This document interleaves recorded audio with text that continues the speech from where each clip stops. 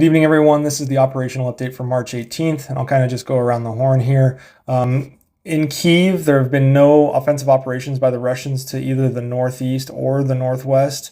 The city largely remains in its current state as it was in the last week, except for the Ukrainians have used that time to build up massive amounts of defenses. They're starting to build third-level defenses and have completely closed off the arteries into the city to the Russians.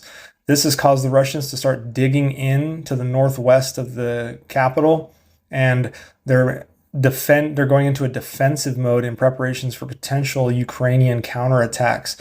Similar situation in Mykolaiv, as Ukrainian counterattacks have been successful. As you can see, this line here has moved southward as Russians have been pushed backwards, largely making it impossible for any kind of amphibious assault on Odessa.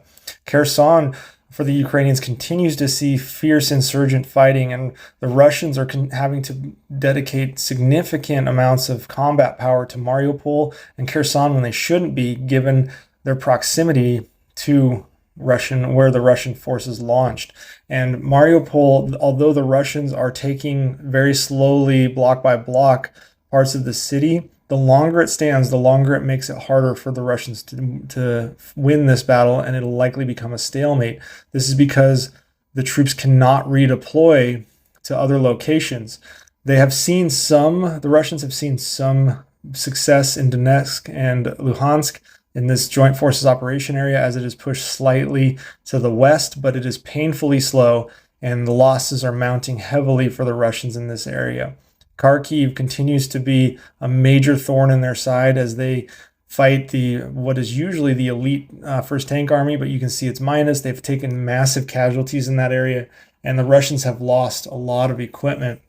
In fact, the Ukrainian General Staff is reporting that the Russians have exhausted significant amount of human resources due to casualties. And then also there's reports of Russian self-mutilation to avoid deployment to battlefields.